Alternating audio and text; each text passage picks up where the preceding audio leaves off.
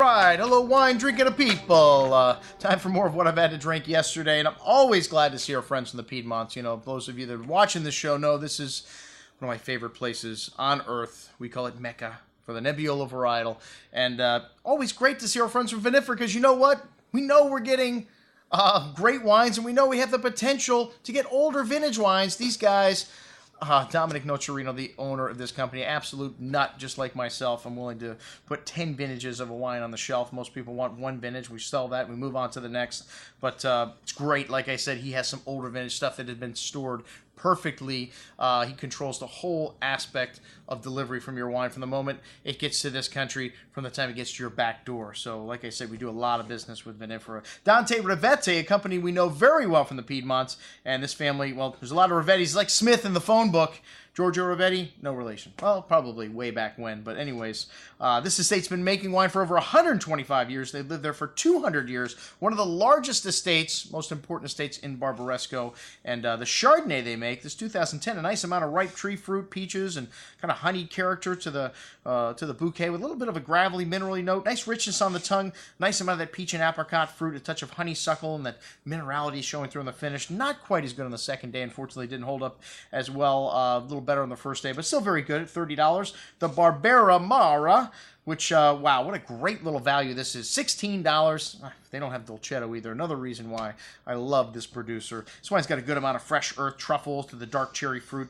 The name stands for the selection of grapes here, all stainless steel, the daughter's name, obviously, and a bit of a smoky character to this wine also. Nice complexity for $16. Good amount of ripe berry fruit, smooth and silky tannins, nice freshness, something we love about Barbera. Little hint of earth and spice and that light smoky character on the finish. Very good stuff. Next up, the Barbera, the Bochis, which is aged for a year in big French oak, and this is a 70-year-old vineyard. Definitely a step up in concentration and richness. A nice amount of dark berry and plum fruit here. Some pretty floral notes, fresh earth, black truffle. Good hand of spice to that dark cherry and plum fruit. Silky smooth tannins. That truffly note showing through on the end, as well as a firm hand of acidity. This is a Barbera you could age for 5 to 10 years.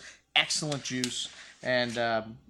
$20 a bottle. Wow. The Barbaresco Bricco de Nuevis, a single vineyard that's 50 years old, and this 2006, an outstanding vintage in the Piedmont. This wine sees some new barrique, some nice smoky notes here, along with a good amount of dark spices, tar, rose petals, rich red cherry fruit, good amount of that cherry fruit, almost liqueur-like on the tongue, very concentrated and rich at this point, but a nice hand of tannins here also. This wine, after a day, really opened up, and this wonderful acidity, keeping this wine very fresh, lovely dark spices and truffle through the long layered finish, really well balanced. Needs a day to open up, much better on the second day. Most excellent juice at $84. That's what I love about the Piedmont. You can get some of the top level wines from areas like Barbaresco still for under $100. This is a wine you could keep for 20 more years or more in your cellar. Well, we had a 10-year-old version, the 96 next. Good amount of fresh earth here, mushroom, kind of a barbecued meat smell to it, that same smoky note, taking on more of an animal character, dark spice and earth, really lovely richness and concentration here. A big wine, a good amount of dark cherry fruit, still has some dry tannins at the end, this 96. Also better on the second day, that lovely fresh plowed earth here, that exotic spice through the finish, just long and layered. Most excellent juice at $108. 96 vintage, still available in perfect condition. The 90 vintage also up next. This wine took it from me. I love 90 as a vintage, 25 years old now, and a good amount of dark spices, earth, and truffles on the nose, dark dry rose petals, dark cherry fruit, very smooth and silky on the tongue. Nebbiolo, after 25 years, the tannins become lovely, silky, velvety, and lovely exotic spices in here. Still had some nice cherry fruit and lovely balance. This wine could go another decade or more in your cellar. Most excellent juice at only $150, 25 years old.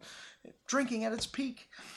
Beautiful stuff. Dante Rivetti Moscato up next. And Moscato, the soda pop of wines. This is one your kids are going to love. A really pretty nose of peaches, apples, pretty white flowers. Very seductive, that ripe peach fruit showing through on the palate.